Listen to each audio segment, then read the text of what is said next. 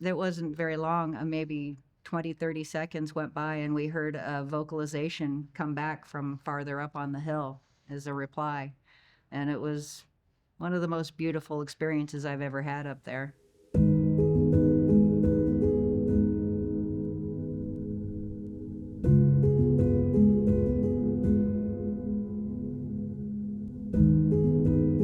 I'm Mel Skahan, enrolled member with the Yakima Nation, and probably within the last 5 years, I got to meet up and be a great friend, become a great friend to Barb and her group out in her area. This last spring, I believe it was April, Mel contacted me that he needed a place to go camping for the night.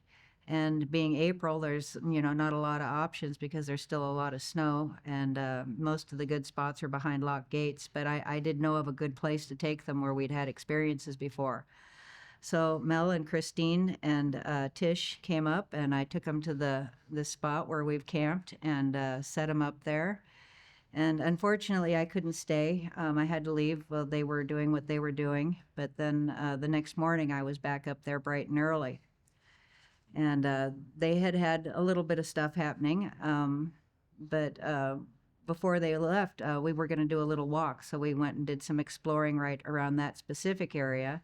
And then I asked them if they'd like to see my cabin and go to the Field of Dreams, which is a very active place nearby.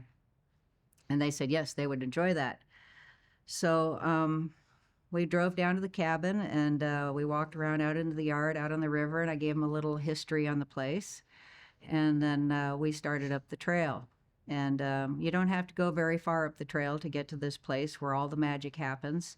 It's the place where the Cloaker event happened in 2014. It's the Peaker and the Pear happened right there in the same location. Numerous experiences have been happening there over the years by many people. In March of 2024, we had the glowing eyes that flashed my camera right there, right beside where we were at. We stopped in this place we call the Field of Dreams, and that's where I was telling Mel and Christine the stories that happened there. And while I'm talking, I'm looking at Mel, and I see this funny look on his face. And in the back of my mind, I'm thinking, okay, there's something is happening, but I'm telling my story, so just keep going. And Mel starts walking towards me, and I'm still telling my story, and I'm thinking, what's going on here? And then he just stepped up and he gave me a big hug, and it was wonderful. And he whispered in my ear, they told me to hug you. And of course, I knew exactly who he meant. And he stepped aside, and I looked up on the hill behind us, and I hollered out, thank you. My heart was so full of gratitude in that moment that I had to thank them. And it wasn't very long, maybe 20, 30 seconds went by, and we heard a vocalization come back from farther up on the hill as a reply. And it was one of the most beautiful experiences I've ever had up there.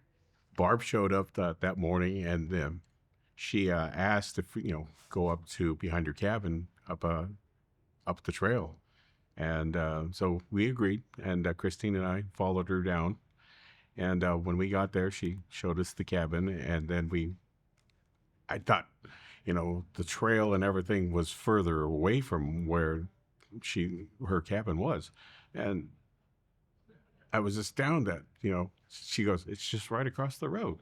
And I'm, oh, okay, well that's easy. And so we proceed up the trail. Barb's in the lead, and she's sharing the Cloaker event and all these other fabulous experiences that she's had there.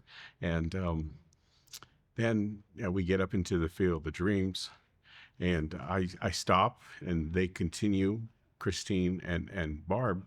So they get ahead of me, and then Barb turns around and starts telling us about the Field of Dreams.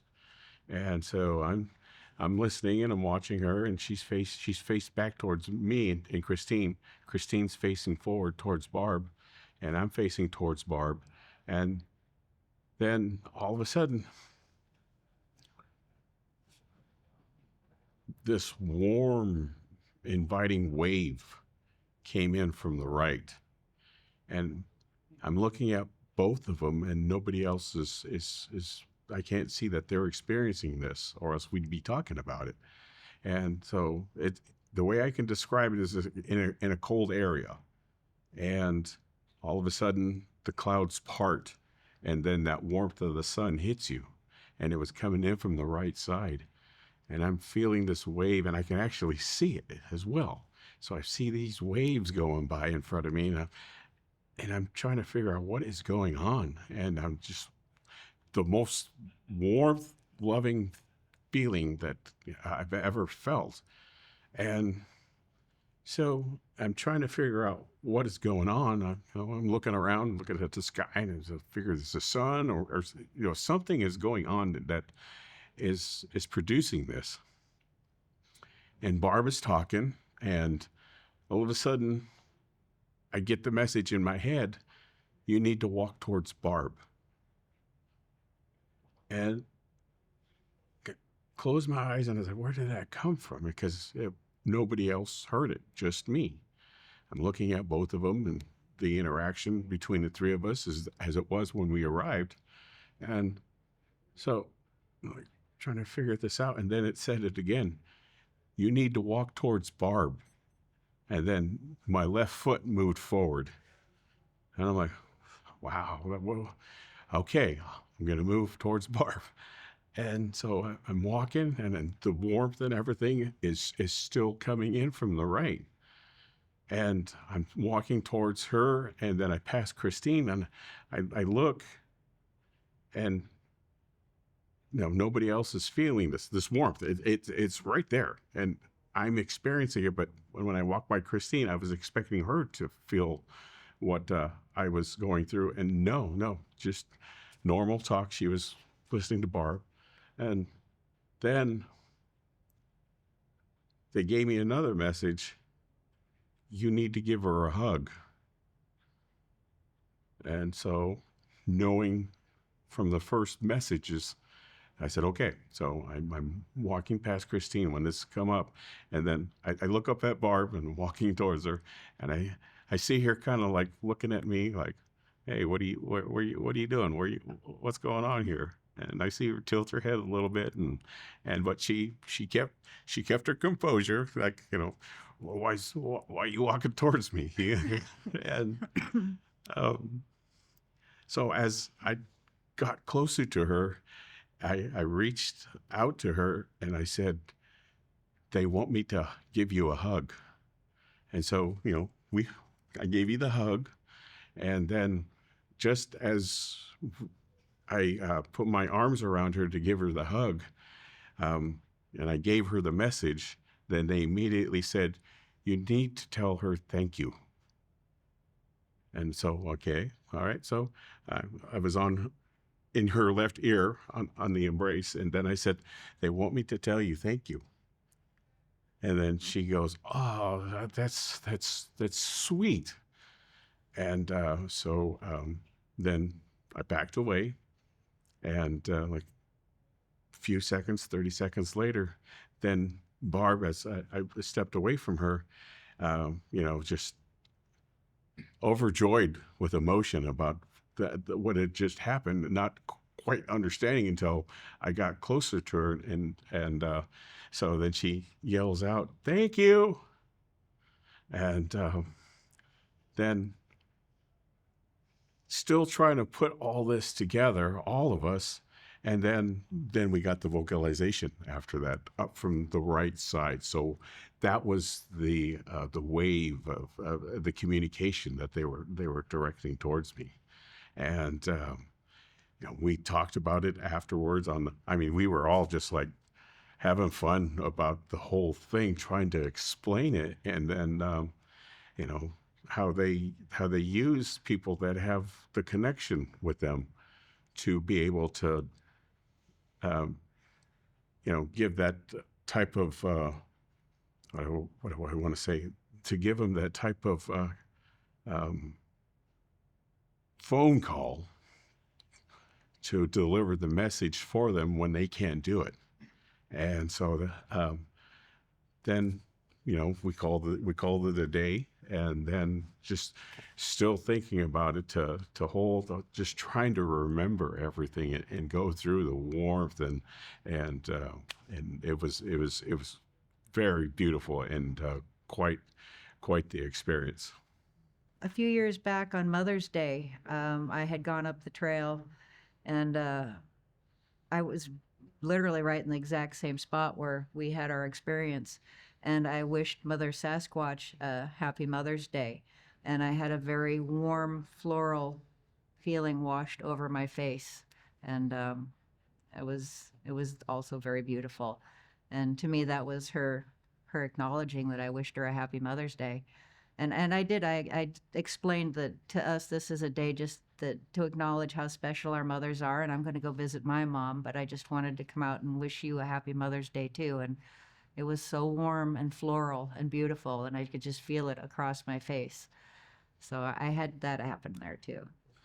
I've had experiences like that in different camp outings I'm out on, and when people come to me and they want to learn, it's like, well, Barb said that you go out, and I said, yeah, and so I would make arrangements with people, and we go through the steps that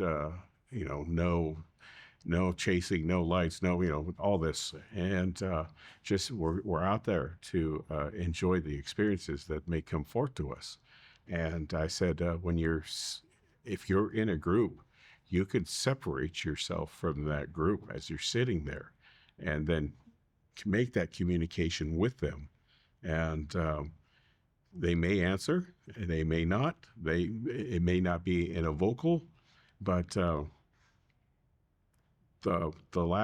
previous time that this happened, I was people around me. I separated myself from everybody and got comfortable in my camping chair, and I'm projecting out why I'm there, who I am, and it would be a great honor for them to make contact with me. And I just kept talking, and with all the other people talking around me. And then as I'm sitting in my chair, they behind me, they pushed the chair back, and I moved forward, and everybody stopped. Was like, "Hey, what's going on?" I said, "I just made contact. They know I'm here." And I welcomed them here, and I let them know who was with me, and that we're great friends of theirs. And so, and I told them, I says, just go ahead and do that. And so they went and did the same thing, got comfortable, and sat back in their chairs, and we're talking away, and they're quiet, and then it's like, we can't do it, can't do it. And so I let them know that they're friends of mine, and that and thanking them again and just communicating with them, and then I get pushed forward again, and it was like, why can't we do that? I just like, I don't know. And but I said, this is my area that I frequent a lot, and so they know who I am, and so obviously they're going to reach out to me and let me know that they're there. And then right after that, then the person that was sitting over to my right saw eye glow low to the ground, and it was white in color. I mean, just bright two white LED type lights. And again, keep the instructions of don't point, don't do this, don't do that. Just keep the regular voices and talk about everything. And so I had her describe everything that was going on. And so the person sitting over here, Penny, was faced this way, and she goes, I want to see. And we told her and said, no, don't turn around. Then, I mean, just let the person who's having the experience keep going through it. And so I sat back in a chair, and I did this, and I looked over, and I was like, oh, yeah, I see him. I see the eye glow. And then she kept talking about, he's still there. Where is he at? And I said, well, to me, it looks like he's on the ground. And so I settled right back in my chair again, and I looked over. I said, second set just appeared. And she goes, yeah, I watched it. I saw it. I saw the glow. And so, we continued to talk about the event and everything. And Penny over here is just like, I want to turn around. I said, no, I'm sorry. Don't, no, no. We just let them be comfortable that, that we know that they're there. And then just respect that they came forth to be with us. Gabby was my dog. I got her in around 2011 as a puppy, and we had our first Sasquatch experiences together. Before we had our experiences, we'd go out in the woods and we'd sit, and she'd always sit on my feet and lean against my legs. But after the day that we first saw the Sasquatch together, we would go out in the woods and sit, and she'd start leaning against my back, because that way she could see what was happening that way. Because she knew they could just pop up at any time. And she was my companion for so many experiences for, over the years after that. And she was a good friend to them. They were a good friend to her. We would go out up the trail, and I'd turn around and suddenly she'd just have a ball, a brand new ball. Or we'd go up the trail and come back, and there'd be a ball in the middle of the trail waiting for her. Or she'd get the zoomies, and she would race in a circle, and then she'd stop and look. Are you watching? Are you watching? Can you see me? And then she'd zoom and look some more. And there were a few times that I did get to see the little ones playing with her, where the black blur would run up, and then she'd run and then chase off the black blur, and then she'd come running back, looking over her shoulder like, well, where'd you go? This is a game of chase me. I chase you, you chase me, but you didn't chase me back. Where are you? And so, yeah, they had their own, relationship with her, and she respected them, and they respected her. And yeah, when she passed, I think it hurt them like it did me. I was heartbroken, and we gathered the group together at my cabin to have a little memorial for her, and we had decorated the yard with fall foliage. The vine maple leaves were red and gold and orange, and so we just made big bouquets of them all around the yard. And then a couple of days later, I realized that the bridge that goes over the creek next to my cabin had also been decorated, that the signs on either end of it had big leaf maples stuffed in between the post and the metal sign, and one of them even had the sheet metal pinched around the stem of a big leaf maple stem. And that was there for several years, so every time I drove over the bridge, I got to have that warm, loving feeling of knowing that they acknowledged Gabby's passing. So I still, every time I look at that sign, I still feel the warmth of it. I've always wanted to meet Gabby, and I'd heard and seen Barb's videos, and every time we'd go through Greenwater, I was like, I got to stop at the store. I think she works at the store. And then when we would stop at the store, she wouldn't be there. And I was like, oh, but there are all these cool stickers, and she'd make these stickers and have them sell them at the store. And then 3 or 4 visits going through Greenwater, I was like, where's Barb? Barb doesn't exist. Barb doesn't exist. She's never here. I was only there on Mondays and Tuesdays. But eventually we made a connection, and they brought us together, and the relationships that Barb and I share now are communications of them when we go out, of them getting into us through our heads and our thoughts, has been wonderful. And it's taken me like almost 30 years to get to this point, to have that type of communication with them. And I want to thank Barb for that too, because listening to her and sharing my experiences and everything else like that, we learn from each other. I firmly believe that they bring people into our lives. They know who is supposed to be doing this with us.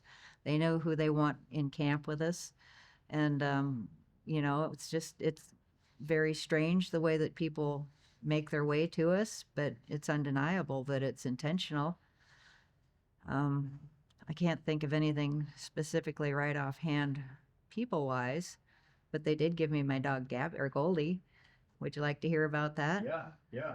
Okay, so after after Gabby passed away, you know, you don't want another dog. Your heart's broken. And I didn't think I'd have another dog, but then it came to me that I should have a gold dog. That, you know, in all my years, I've had many dogs, but I've never had a gold dog, and I should have a gold dog. Well, there's a guy that I worked with at the store, and he told me that his dog was pregnant, and I was welcome to one of the puppies. And I was thinking, yeah, I don't know. I'm not ready for a dog. And I said, you know, I'd really like to have a Collie Shepherd mix. And he says, well, Mom is Australian Shepherd and Border Collie. And I said, oh, okay. Well, you know, my husband really likes labs. And he goes, oh, well, Dad's a lab. I said, oh, okay. Well, you know, I think I'm supposed to have a gold dog. And he says, well, that's not going to happen. Mom is black with gray spots, and all of her puppies have always been either solid black or black with gray spots, and there's no chance there's going to be a gold puppy. So, okay, yes, no worries. Don't worry about it. So then the day that came when the puppies were born, and he contacted me, and he says, you're never going to believe what happened. He says, Mama dog had her puppies. They thought she was done. There were 9 pups. And they let her outside to go potty. And that day there was 5 feet of snow on the ground. We just had a big dump of snow. So he let her out, and he went to let her back in. And the cabin they lived in had a very heavy plank door. So when he let her in, the door, he said, was that far from being closed. And he heard just this tiny little sound outside. And he went out and looked, and there was a little gold puppy out in the snow. And yeah, so she was my gift. Well, and then the entire time the puppies were there for about 7 weeks, they were having rocks thrown on their roof every night of the cabin. There was a couple of reports. I have a friend that lived next door to them that got up in the middle of the night to go to the bathroom and looked out the window, and there was a Sasquatch standing next to the cabin that was taller than the cabin. And yeah, so I'm pretty sure they had something to do with that.